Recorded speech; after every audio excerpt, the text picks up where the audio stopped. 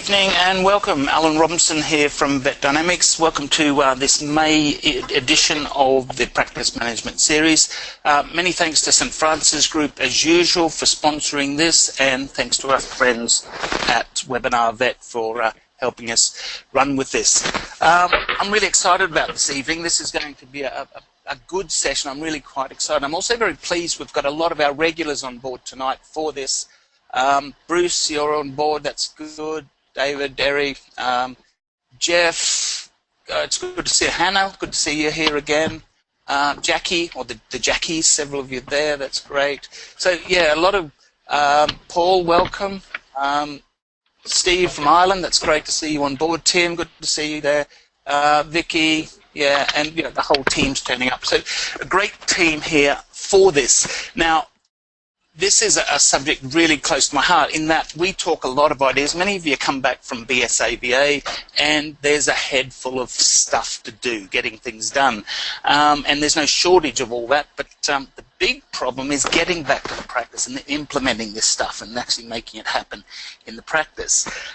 So we're really honoured tonight to have Sam Bowden with us. Now, many of you wouldn't have heard of Sam at all, but we had his co-worker or friend and colleague Chris Newton doing a webinar a couple of months ago, which many of you attended, and equally Chris was our main speaker at our own Vet Dynamics conference last year. Well, we're very fortunate to have Sam coming across in September to join us for our conference as our main speaker, and the reason we've asked him to come over is because Sam's experience working with vets is probably unparalleled in many ways.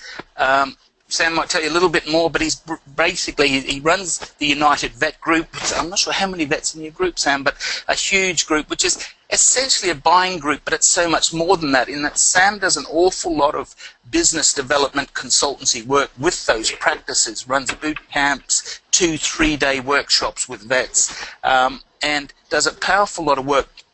And it's actually at a pretty high psychological level. So a lot of this stuff is actually getting vets to think more about their businesses.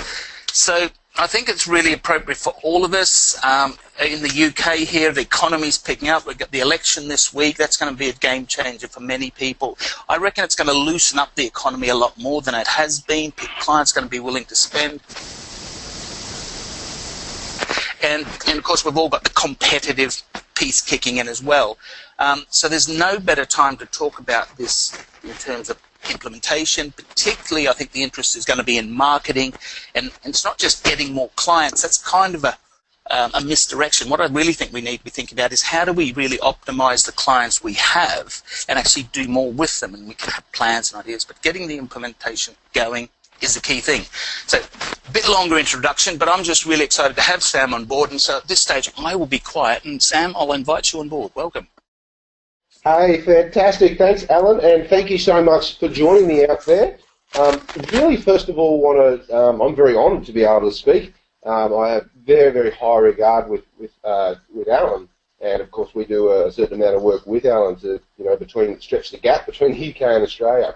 So I want to congratulate you firstly for giving up your time. It's late in the evening. You've had a big day, and I'm completely going to honour your time. I just want you to know that. I'm going to add. I just want to deliver as much value as I can. So one thing I'd love you to do is please really sit up in peak state and just set on that intention that what you're going to get, you might get a light bulb that you haven't had for a long time. And sometimes it's when you're sitting back going, oh, this will be interesting. Your energy state's kind of low. What's happening is your brain's not in the right space to actually receive the information. So if needs be, give yourself a bit of a shake up and just think, okay, maybe I'm going to get something really unique and special. So please treat this as a two-way chat. There's nothing more boring than me sitting here yarning away on a microphone to myself. And so please treat this as a two-way chat. So if you've got questions as you're going along, I can't see your questions, but Alan can. So please type them in the box as we go along, and we'll endeavour to answer all those questions either through the webinar while we're doing them or at the end. I'm happy to stick around for as long as needs be to answer all those questions. So please, even if you think it's a silly question, ask it, because what you'll find, everyone else is probably thinking the same thing. Generally, the more courageous people ask questions. So please feel free. As we go along, I'm also going to ask you some questions just to see where you're at. Let me get an understanding of where you're at in your practice and who's in the webinar and things like that. So, the outcome of the next hour or so, or 55 minutes, is that you're going to learn 3 very powerful philosophies or rules to apply your business. It may well change the way you're looking at it and approaching it. And I'm also going to give you a very specific model that you can follow when you want to implement anything in your practice. Anything in your practice. So just to get the ball rolling, I'd love to get a little bit of a feeling of who's on the call and just where you're from. So just love you to type in where you're from and what your position in the practice is. Are you a practice owner? Are you a manager? Are you a vet working there? Just quickly while I grab myself a drink, and Alan, if you just want to read a few of those out so I could get a feeling of who's on the call. Guys, in your control panel, there's a little chat box, so if you can just type your name and where you're from in there for Sam. David from Leicester, practice owner, is on board with us. Jackie, hi, how are you? She's from the UK, but she's a practice owner as well. Works with Bruce, hi, how are you? Business development consultant, same to us. Simon is on board from Truro, way down the southwest. Helen from South London, that's great, hi, how are you? Oh gosh, they're all going. Tim from, Vet in Practice. Michelle, hi, how are you? Good to see you from Lancashire. Hannah, Paul Wise is on. Mark Hutchinson, Steve from Ireland, good to have him on board. Vicky from... Oh, there's hundreds of them. They're everywhere. Got them from all over. All right, well, thank you for that. And really good response. Thanks, guys.